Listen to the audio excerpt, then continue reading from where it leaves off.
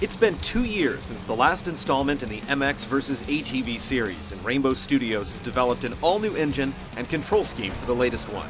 There aren't many new games representing this branch of off-road sports, but does MX vs. ATV Reflex raise the franchise to new heights? Or dive into the mud face first?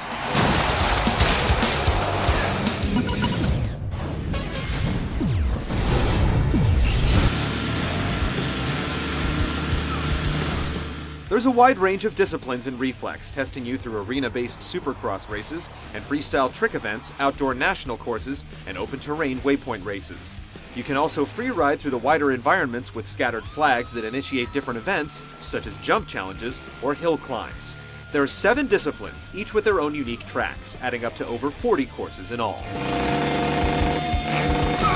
Beyond bikes and ATVs, the game provides for UTVs, sport trucks, and buggies, and includes omnicross events as well, which mix all the vehicles together. However, the bigger vehicles don't really fit into the overall experience. They can't be customized, there aren't many variations within each class, and without any real disadvantages, trucks dominate omnicross events, simply plowing over bikes and ATVs. With all 7 classes combined, there are more than 30 vehicles in total, but since you unlock whole classes at once, there isn't any incentive to use vehicles with clearly inferior stats. Motorcycles also make up half of the lineup, while other classes like buggies only have 2 models to choose from. You can play with others via split screen or online, and in addition to the traditional races, you can play tag by snatching a giant pig helmet, or try to cut the other player off in a Tron-like snake minigame.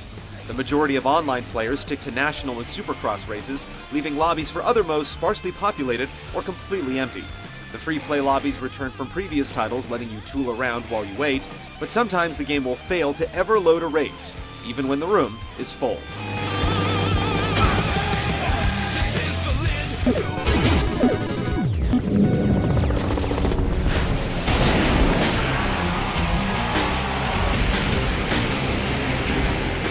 Central to the changes introduced in the gameplay is the rider reflex control scheme.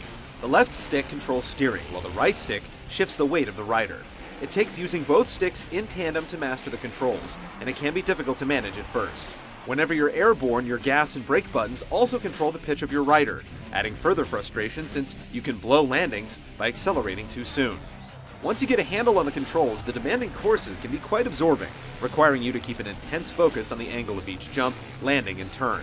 The terrain does impact handling as you drive through mud, sand, and snow, or climb over stacks of logs. Reflex also introduces terrain deformation, with each vehicle carving ruts in the earth to the advantage or disadvantage of riders following. The rough terrain isn't at all friendly to ATVs, however. Rather than being more stable, the machines tend to get knocked around by all the bumps in the road and flip over more frequently. The difficulty is uneven overall. Most MX and ATV races are challenging, but it's easy to fly through truck races on your first try. You may breeze through one freestyle session, but then find the judges impossible to please in the next. Misread trick inputs add to the frustration in freestyle, as it's easy to mistakenly input more tricks than you intended.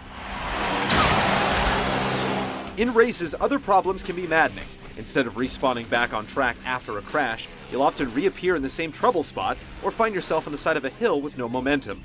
The AI also has a tendency to be all over the place, and most career races begin with a huge pileup of wrecked motorcycles to avoid. There are satisfying races at times, but aggravation is the norm.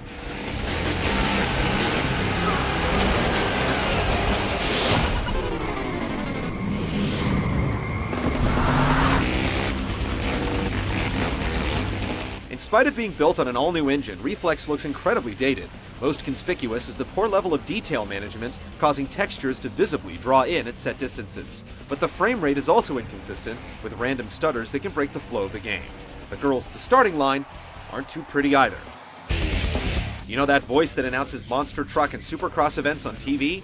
He's featured prominently in Reflex, reading paragraphs worth of text with the same obnoxious inflection. Shift your rider's weight to stay in control longer, even on the roughest off-road surfaces. Engine sounds are good for the most part, but the horrible lawnmower pitch of the UTV becomes unbearable after even a single lap.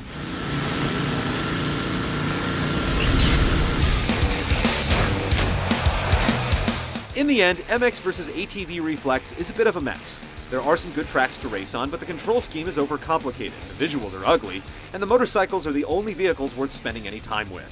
Determined players will find some value in it, but most will simply toss away the controller in frustration.